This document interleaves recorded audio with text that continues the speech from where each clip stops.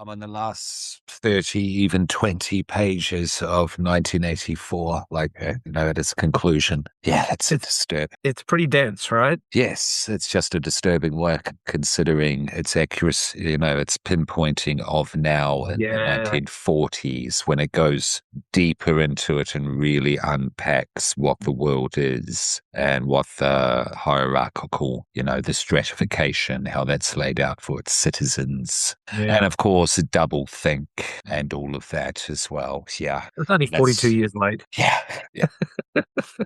And then just the writing is just superb, just with Winston, just like from that first person, psychological perspective the whole Yeah. way through and just keeps it poetic. It's a very fluid read as well. Yeah. It's not old and dusty and stifly or No. anything like that. No. Always really enjoyed reading 1984. Yeah, I would recommend children. Yeah. Recommend. Certainly now.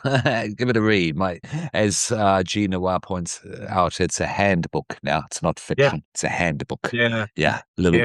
bit. Pair a reading of 1984 with a watching of Brazil. hmm Did you ever see, have I discussed this with you before? Stop me if I have. That's Terry Gilliam. Yes. Terry Yeah, Gilliam. Gilliam. Gilliam. Thank you. There's Brazil. Then there's the one he did 15, 20 years later. They had the aesthetic of Candy Crush, and the world was very gaudy of that, 2011, 12 smartphone game aesthetic. Yeah. Okay. And it was basically Brazil transposed into that color coded world. Okay. Because he saw that the future wasn't becoming stone cold grey monoliths. The Yeah. control was being filtered through other means, through other colors, so to speak. You know what I mean? Okay. Give Are we that a check. I thinking? can't remember its name. Do you have anything there? Well, I mean, we'd be looking at the Imaginarium of Dr. Parnassus, maybe? It's not that. No, it's not Heath Ledger's official last movie. No. Legend of Talladega? The host of an investigative news story joins forces with a techno geek, paranormal expert to dodge close calls and chase crazy leads to get to the bottom of the mysteries around the Talladega super speed. But no, that's not it. No, no, Fisher King? No. no, no. I'd have to come back to it. I'd have to come Yeah, back to yeah. it. But if you, once I do, have a look, yeah? If you haven't seen, because as a Brazil fan myself, it was fascinating when someone showed this to me one day, because it's not spoken about at all. Okay. And it was definitely Terry Gilliam? Absolutely. Okay. Yeah. It was 20-year later readjustment of Brazil, basically. The ideas, the message of Brazil. The warning. Tideland. No, not Thailand. I've seen Thailand. It's just junkies going wild in Saskatchewan, Canada. Great Okay. film. Great film. Yeah. Yeah, like dark, not fun. Yeah, if you heard what I just said, it's like, yeah, a young girl stuck with her junkie dad in the nightmare of Saskatchewan. And it's not a dig. It doesn't shit on Saskatchewan. Yeah. Just really like the movie Elephant almost, if you've seen that. Oh, yeah. Yeah, just a very dreamlike portrayal of living in a nightmare situation that you can't quite comprehend. Is it 'Cause Zero Theorem? what is that? What's that? Zero Theorem? Is it Zero Theorem you're thinking of? 2011? Do you have a quick synopsis? A hugely talented but socially isolated computer operator is tasked by management to prove the Zero Theorem that the universe ends as nothing, rendering life meaningless, but meaning is what he already craved. Let me just have a look at the image, yes? If you don't mind this little Yeah, no. digression. Because I mean, I love Gilliam's stuff, and if it's something that I haven't seen, I'd love to see it. Yeah. Oh, yeah, that's it. I see the images right now. Yeah, Yeah, okay. the snapshots, absolutely. And if you look, it's delightful looking, yes? Yeah. It's a really lush visual look, yeah? Yeah, a little bit of Dark City in there. I mean, and it's always nice to see Christoph Waltz, David Thewlis. I see it's Waltz because I saw this 10, 15 years ago and I wasn't aware of Waltz as I am now since he opened up Inglorious Bastards. Yeah. I love that movie. I was of that bandwagon. Yeah. Well, I have not But seen yeah. this movie. I've not seen the Zero Theorem, so I shall have to watch it. Oh, look, Peter Stormare, Tilda Swinton. Jesus, there's some Cool. names in this. I will rewatch it myself if you want to cover it.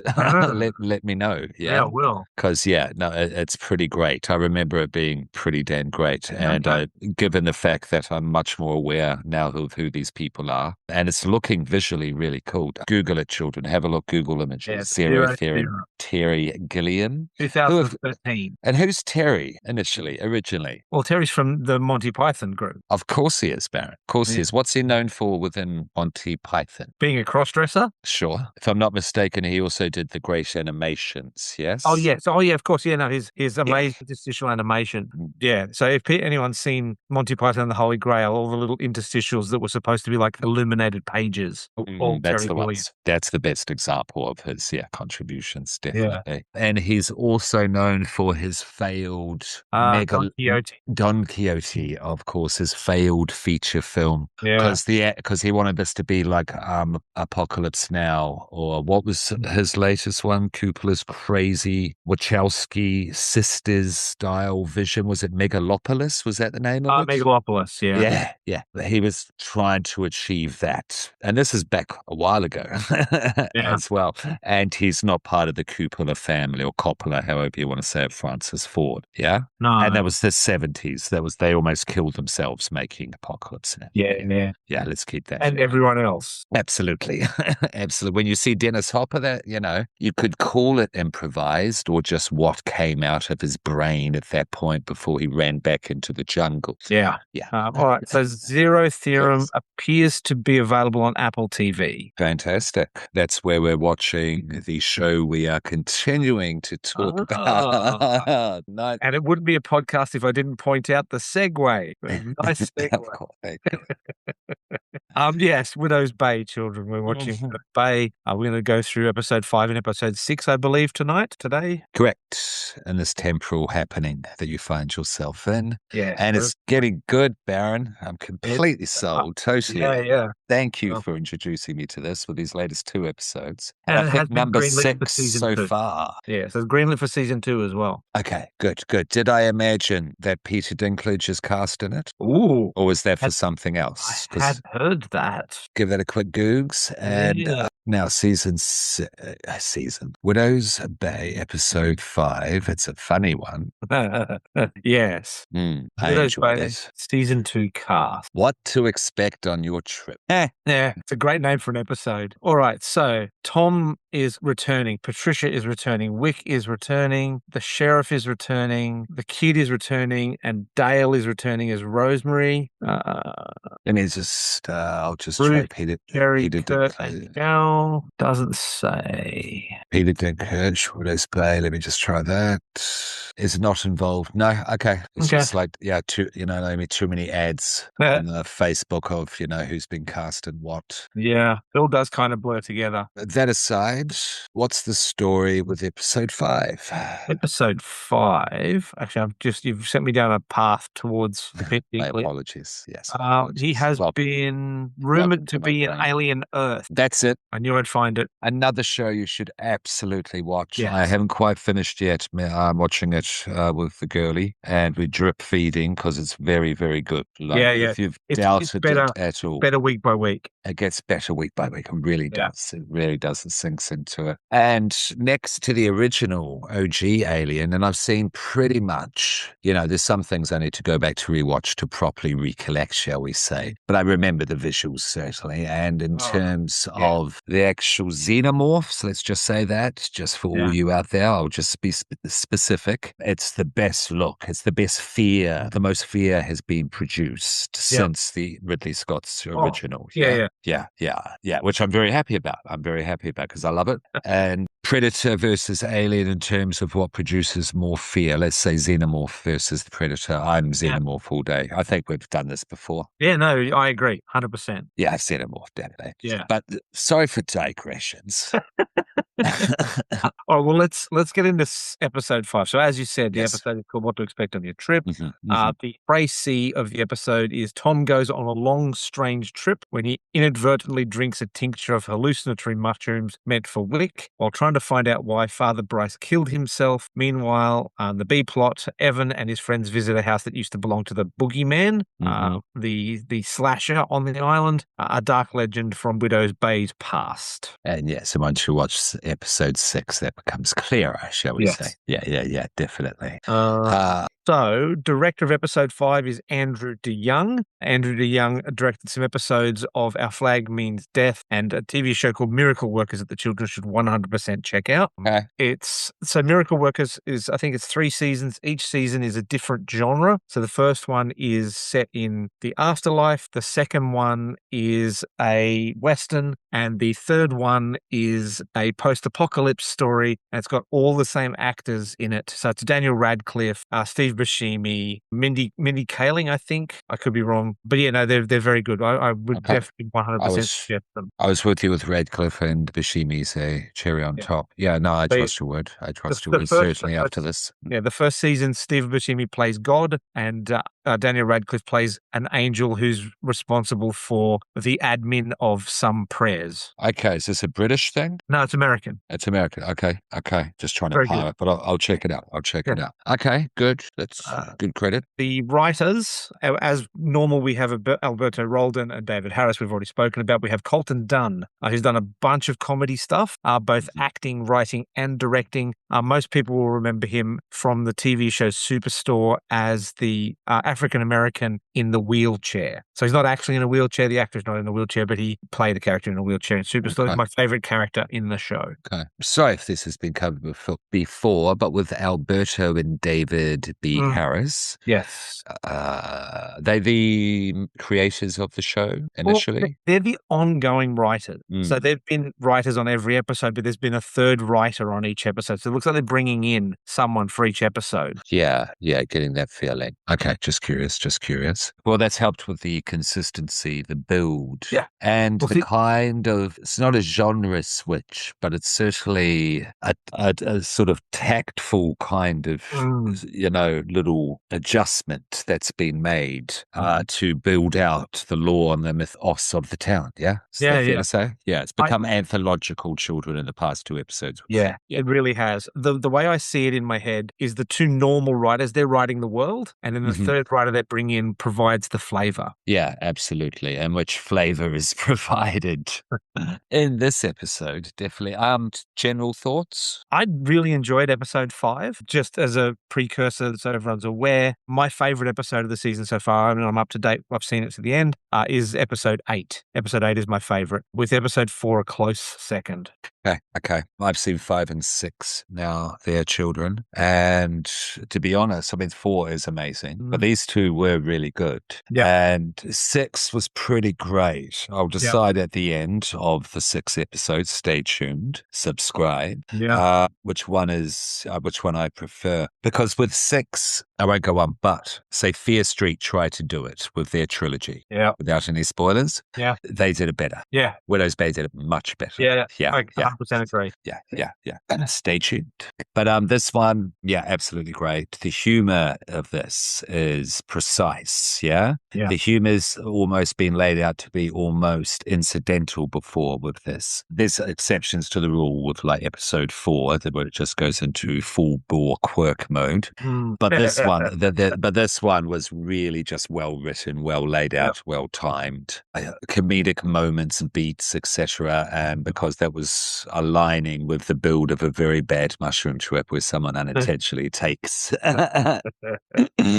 too much, even for professionals, even for professionals at once, to find out answers. It was meant to be Wick, but who was it? So it was the mayor. Tom takes it. The other thing too is like he took it unexpectedly and then was really not in a receptive state. So that trip was awful. Yeah, and I don't know if you know, Baron, but you've got to be in a receptive state. That's the first 100%. golden rule with their children. If you ever do, that makes sure you are with people you love, who you trust and know that are going to protect you. Yeah, in a place you know and that is safe. Again, not in. Yeah. Where does he go? Does he go to the house? No, the kids. He goes everywhere. So he goes everywhere else on the island, though. Yes, he goes everywhere else to the island. He doesn't know where he's going. He just shows up. He just wakes up in the police station, his office, bunch of places. The paranoia Well of balanced. that, the jump scares of that, because it was used as a jump scare motif as well to Yeah. keep the horror feeling of the show going. Very clever. So that paranoia is allegedly correct. Showing up and people being angry with you, and then you just committing the same action because you think a vacuum cleaner is. We tried to figure it out before Yeah. the episode, before recording, I'll have to what it watch it was. again. I think he says loafer, like you Yeah. use in a shower, might be. Yeah. And then he attacks it chimpanzee style. Of Yeah. course, you've gone to bed by now, children, and watched these before you've started, Yeah. I hope. We're all caught up. Yeah, yeah, yeah. And then, of course, when it gets to the end and it gets dark, it's just like, yeah, that can happen as well. Yeah. And in context of the show, what's that about, Baron? Well, the this is a really dark place. Mm. And the other thing too is like we get the reveal in the episode of the piece of jewelry as well. So children, the piece of jewelry becomes very important ongoing. That Wick discovers there's a pendant that he thinks is buried with Richard Warren, the guy from the history of the island. So yeah, so he's Tom. Well, no, as a group, they're seeking the truth. Tom is the one that takes the tincture. He is the one that discovers the truth that it's darkness all the way down, basically. Yeah, I liked the way it was mapped out as well, because we got our jollies out of it. But, haha, you're going to have a fun time. Bye bye. I was saying to him, Yella is watching on the monitor here. I know where you're going. Oh, hey, you're not going to have fun, buddy. So, but it was shown in a very comedic, light way. It's not a nightmare trip shown on the screen or anything like that. No. At first, but then the shamanic approach comes in. He's shown what he has to see, whether he likes it or not, which the very rock star Howard Stern like drug dealer / shaman Gibson. Yeah. Actually, where do the mushrooms come from that he takes to this dude? That's right at the start. That's the cold open. We have a witch-like character. Yeah, of him like Grimm's fairy tales almost. Yeah, picking these black tar. They look like they're ridden with tar. Yeah, they're not nice looking at all. Does not look healthy. Yeah, but he gets a lot of revelations, including he sees his wife who goes blind while trying to leave the island, and we discover that's what he's shown. What he didn't want to see. That's what he's tried. Because that's why he's kind of an arsehole, because he's really not. No, but that's why he acts as an arsehole, because he's just repressing that shit. Yeah, basically. Yeah. So he's shown that, but then when the actual darkness of the island, to speak in broad metaphorical terms, is shown to be on the screen in like Cujo in the closet style, you're just slowly moving in with the camera into blackness, and it's just growling. And it was unnerving, because the whole thing is unnerving. It's fun, but there's jump scares and such. And if you've been there, you know what he's going through, why his eyes are like this, and he's leaning back in his chair while people are just going, "Are you okay?" Yeah. No, it's like that. It was marvelously executed, this really episode. Was. Who was the writer? You had some fun tidbits about him. So the writer, the guest writer, yes, if I'm correct. The guest writer, Colton Dunn. So Colton Dunn is also a comedy actor, is also a comedy director, is a comedy writer. I think I've said that already. Key and Peele. Yeah, I've seen him on Key and Peele. That's where I recognize him from. Hatchet. He's involved in the Hatchet movies. He was involved in Hatchet. Definite horror link. Hatchet 2. Yep, correct. He's worked with Wayne Brady. He's worked on The Rookie. He's written for Star Trek Lower Decks, Curb Your Enthusiasm. This man is all over the place. Great. Good pick. Good. Good ring-in. Definitely. Yeah. And he is a fan of medicine, shall we say? Yes. Herbal medicine. Yes. He's so a little bit hippie-y. Yeah. Yeah. But point being, he knows that paranoia, and he conveyed that perfectly. That as a crew, but he wrote that in. It always starts with the writing. of Yeah. course. Uh, Now, I, did I you will. recognize our Howard Stern rock star style shaman drug dealer? Oh, hang on. I just want to cover one last thing Please. with Colton Dunn before we move on. So he's also part of a TV show that the children that follow us will probably enjoy called Holliston. And it's two down and out aspiring filmmakers struggle with life, career, and the opposite sex as they attempt to make it out of the small New England town they are trapped in and into the big time. And it's got Dee Snider, Bill Moseley, Derek Mears, Kane Hodder, Tony Okay. Todd. Track down Holliston, folks. It is a lot of fun. Okay. Yeah, I'll definitely check that out, I think, with a cast like that. Oh yeah. Yeah. I think I've got the DVD of it. I'm pretty sure I bought the DVD of it. So the shaman in this episode, we're moving on. Chris Fleming is the actor's name. So Chris Fleming hasn't been in an awful lot of horror, but has got a pretty good history of weird stuff. Most recently, I think the thing that I saw him in prior to this was a short called Roach Trip, where he plays a serial killer. I could see that. He just seemed, thank you. I just pulled up his IMDb. He's a stand-up comedian as well. Ah, of course he is. Okay. He is, and he's British. I've got a trailer of him on stage here, typical red curtain solo Yeah. man Mike wearing a purple dress. Yeah. Yeah. Good. And that's right. And shout out Kat. She follows him on Instagram. And he's a good, Yeah. if he's your style of comedy, check him out on Instagram. Have a look at it on YouTube first. That's where, sorry, it was killing me where he was from. The voice. He has a very distinctive voice. Yeah. Okay. All righty. All right. So, back to the episode. So, yes, the writer, director, done that.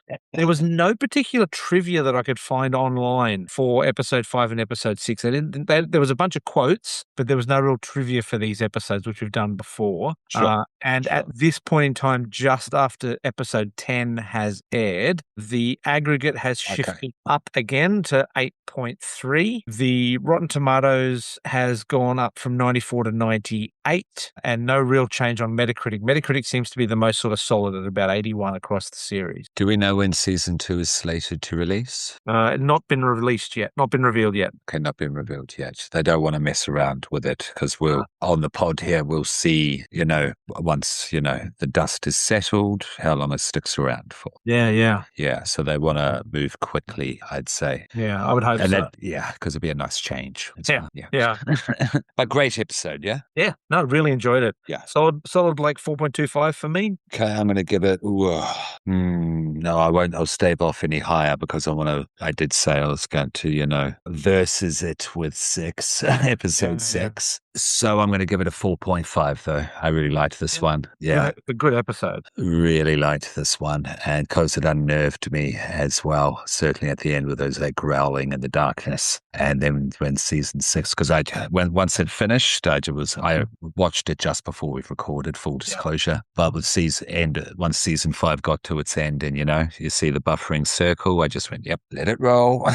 Let it roll. Need to know. Yeah. So it's starting to get very engaging. Like if we weren't recording, I'd be watching episode 7, if not episode 8 now. Yeah. So it's actually starting to get binge worthy for me now as well. Yeah, totally. So I'm very glad that the word of mouth is a force in society again for good art like obsession. Yes, I'm going to say it again. Yeah. 300 times its profit. It's in discussion in the top More 10 than. film. More than, yes. More than 300 times. And the director's cut will be coming to streaming. So there's an extended fantastic. cut of it coming to streaming. Lovely. Thank you. I didn't know that. And the whole thing with Blair Witch and Paranormal, being compared to them, they've blown them out of the water now. It's now in the top 10 being discussed with such films like The Texas Chainsaw Massacre and The Exorcist. Yeah. In terms of its effect, profit made, cultural impact, etc. Like people, One Wish Willow tattoos, that'd be easily over 100. I'm being very generous with that lower figure. Yeah. So currently 334 million gross. It's climbing still. Yeah. And it hasn't even dropped to physical media yet. No. Nah. Yeah. It's cool. cool. And it's not just to be a super fan of the film. It's just, it's indie horror doing this well Yeah. because Backrooms is still, that's still in the Ooh. top 10 of the, that, not for me, but for films being successful out there. That's over 300 million. I don't know if that's beating Project Mary and Star Wars, but it might be. Yeah, let's have a look. Let's have a look. Let's have a look. The box office for Backrooms currently grossed $278 million with an Okay. estimated $10 million budget. Yeah. Okay. Okay. Let's just throw out one comparison out there. We know it's beaten Star Wars. That bombed. Disney it wasn't, it bombed because it was the wrong move to do another Yeah. episode of Mandalorian. Yeah. An Should have been extended TV. episode. Should have been TV. Yeah. That's what I'm saying. Okay. Yeah. I will add, this is currently Project Mary. What's Project Mary at? Let's do a comparison there. before we move on from Backrooms, it's A24's largest grossing film in their history. Oh, yeah, not to diminish at all. Backrooms has done exceptionally well, certainly for A24. And I'm looking forward to the second one, very much so. I have all the faith in the world because it is happening. If you don't know, it is happening. Well, Project Hail Mary, a $200 million production budget, which means including marketing, it's probably $400 million. It has made $683 million. So it is a success, but it has yet to make back 100% of its box office. There you go. There you go. Can you make a Project Mary without 200 million? No. No, that's a thing. Can you though? No, I think it needs to be that sort of film. Like you go back in time and you look at John Carpenter's Dark Star, which is amazing, and it was effectively the Project Hail Mary of its time. It was still a relatively high budget film for the time. You need to figure out how both can exist, definitely. On such a topic, do you have any recommendations or a recommendation we can give the children, Baron? Oh, I'm going to recommend the TV series of Cape Fear. Yeah, okay. We need to look at that still as well. It's very good. And because I haven't started with that yet. Cool. Have I recommended Mr. Robot? Yes, you have in the past, but it certainly bears repeating. It does bear repeating. It is that good. It's not horror, but horror fans will like it because you have Beetlejuice mum on steroids. Yeah. And who doesn't find Eugene Levy hilarious? Yeah. And when you par him with Catherine O'Hara, that's a comedy power duo if there ever was one. Yeah. And it's Schitt's Creek. Yeah. I know I'm late. Retro, vintage, and archaeological. I'm only on season 1, but I'm absolutely loving it. If you want a good 20-minute, 25-minute show to while you're sitting down, wolfing down dinner before you've got to go do the next thing, but you want a great dopamine hit in that time and feel delightful, this is the show to do it, definitely. Because it's messed up, it's funny, don't get me wrong. And again, I'm only on season 1. I haven't even finished season 1. Yeah. Do you concur, Barrett? Yeah, 100%. I love Schitt's Creek. I got into it for the comedy, but then really enjoyed the writing of the family. I hear it gets very beautiful, basically, like big heart shit. Yes. Yeah. Cool. I'm looking forward to that, definitely. Yes, we really should do episode 6. Yeah. So bye for now. Back soon. Episode 6. Okay, so let's have a look. So the director of episode 6 is a name that will be familiar to the children. Ty West, Maxine, Them, Pearl, Cabin Fever 2. Okay. And I'm just reacting to this. I was just going to let the information and me react. I was not aware this is Ty West. That's great. Yeah. And that makes sense, actually. And it does make when sense. you see the episode. Yeah. Cool. Now, this is one episode that didn't have the third. This is the first episode that didn't have the third writer. So this is just Alberto Roldan and David B. Harris, which makes you've got Ty West, though. Ty West is the director, but it makes sense because it is a flashback, primarily a flashback episode. Sure. So they want to keep things tight. Is that what you're saying? Yes. Yeah. So children, this is back in time. This episode is showing us what happened to Richard Warren, who was the founder of Widow's Bay. It's shown through the eyes and actions of basically a catalogue bride, Sarah Westcott. She travels from the mainland to meet her new already created family because Richard Richard Warren's wife died.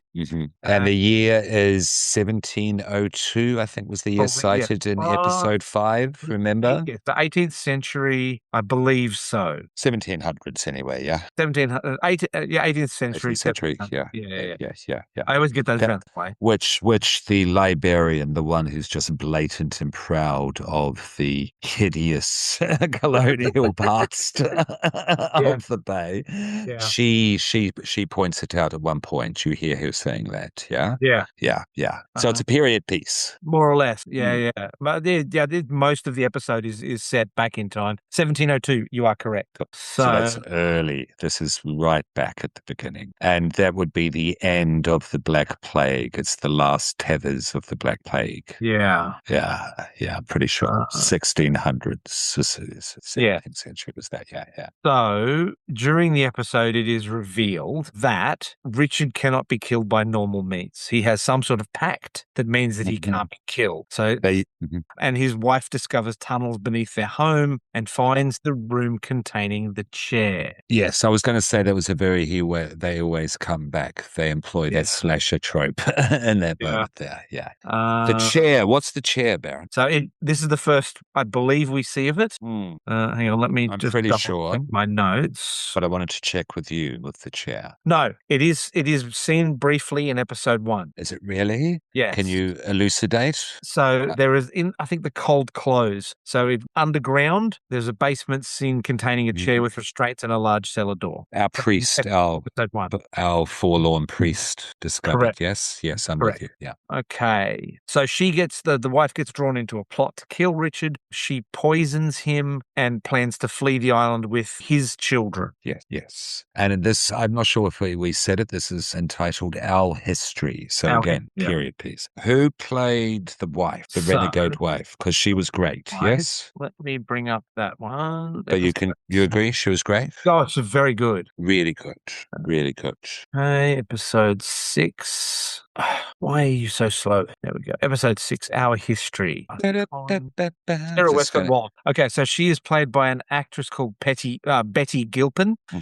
Betty Gilpin was in the Tomorrow War, Skull Island. Is she from down here? Because those things were made down here, no? Masters of Sex. Oh, I've heard about that. That's with Phoebe. Fringe, Phoebe, yes. Yeah.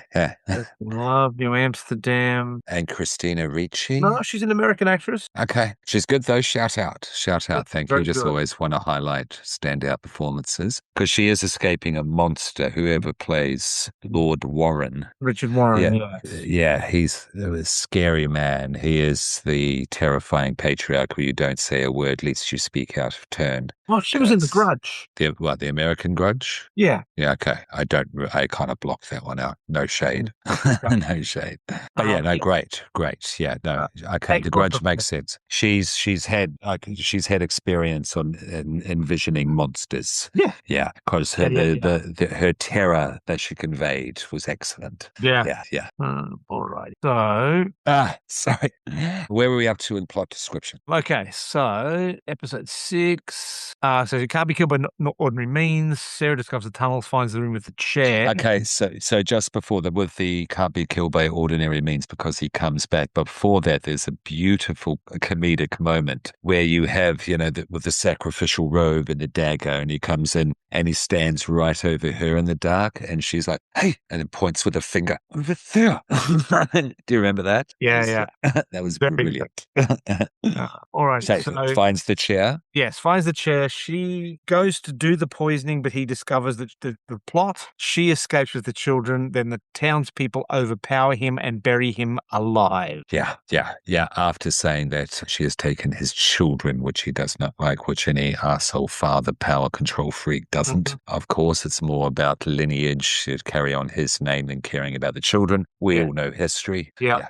Then it's revealed by Richard that he made a pact with a demonic entity controlling the island to protect the colony via the same hallucinogenic mushrooms. There you go. There's our full circle from the start of episode 5. So, doesn't explain who the witch witches, but I like the mystery. Yeah. And so that's the curse has been placed on the town, and that curse was represented, shown with the camera moving into the darkness and the growling. Yeah, that's what that represents. Correct. Beautiful, beautiful, nice storytelling, and even going on an anthological approach of having a comedy, druggy episode that could be a Key and Peele Yeah. episode Yeah. to something that Fear Street tried to do with 1666, but this did way better, This did it my better. opinion. Yeah. Yes, yeah. So the demonic entity has said that it will protect the island, but that sacrifices are necessary. And then Yeah. towards the end of the episode, As always. we see Wick digging up Richard Warren's grave. That's how it ends. And that's why I was like, I can't watch episode 7 now. Now, Yeah, I really will good. say you can watch episode 7 without watching episode 8. They are different beasts. Okay. There's no sort of link to those. Like there was a real nice link there between 5 and 6 with the mushrooms and the trip, but 7 and 8 go back to single standalone stories. The main story introduced on for the island Yeah. overall itself. Yeah. Okay, cool. But nicely done. Yes. Yeah. Nicely done. Because that's like in terms of laying lore, groundwork, exposition, fantastic. That's how you do it. That's how you do it. Definitely. Anything else you want to say about Ty West's lovely addition to our Widow's Bay? It's very good. Yeah. Like you can see that the Ty's fingers all over this, and it was a great choice for these stories. Yeah, smart choice of director to bring in post the X trilogy as well. This is what he's done straight. I don't think he's done anything else since then. I could be wrong. Let us know at Evil Popcorn Pod. But yeah, great thing to, continue with, definitely. Yeah. And this will bring more eyes to the show as well. And I'll put that in the notes that this is Ty West directed. Yeah. So that's why it's a 5 for me. Yeah. I can't fault it. I didn't have any problems with any moment, any beat, any element introduced. The way the exposition was laid down was quite great because it's a dark episode. You're on the edge of your seat, definitely. Well, And I'm up to a 4.5 on this one. You're 4.5 on this one, yeah. So yeah, I'm giving higher scores the last couple of episodes. It's starting to average out with our enthusiasm. Yeah, you're going to end up with all 5s towards the end. Yeah, brilliant. So season 2, fantastic. Apple, well done. Yeah, Apple TV, well done. Yes, make more shows and get a market. Because I don't know, your marketing's weird, but they like that with their computers. Oh yes, when you learn, you will learn, and you will come to us. We don't come to you; you come to us. Yeah. That's I see. Yeah. Anyway, won't go down that road. I'm not going to sit here and defend Android. But great episode, and look forward to more. Yeah. So we'll do 7 and 8 next week, and then 9 and 10 the week after, and then we'll be up to date. Yeah. And then Cape Fear. It's different to the movies. So if I'm good with that.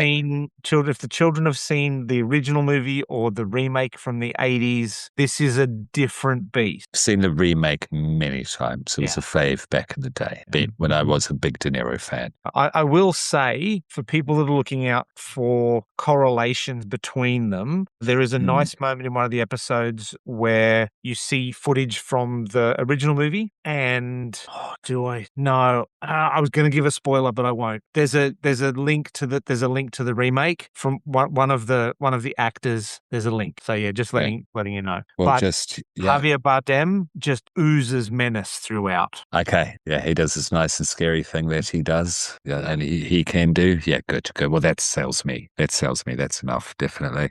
So stay tuned for the coverage. We will cover it definitely, and the second season of this and the second season of Dairy, because that's still coming as well. That's got to be coming up soon. Yeah, I will say we've kind of done recommendations and such, but this is being released this week. I'm up to date. So Leviticus has dropped there. Australian, children of the popcorn. Yeah. Go out and see it. Definitely. I'm going to go see this one. I'm going to make sure I'm going to see this one because it's just at the end of Pride Month, but it is also an Australian horror that deals with queer issues in a very dark doppelganger fashion. And that just sells me because the concept alone of a doppelganger terrifies me. That's a big one for me. Yeah. So definitely will check that out. And it's our young chap, Riley. His last name has eluded me, but he's the young chap in Talk to Me in the wheelchair who hammers his head into that far too hard surface Yeah. over and over again. If that Yeah. doesn't sell you, why are you listening to the pod? Yeah. Yeah. I would agree. So, Right. yeah. Well, I think go to bed, children. Go to bed. Oh, I love it when you're evil. This is me at my most evil. Do you even laugh?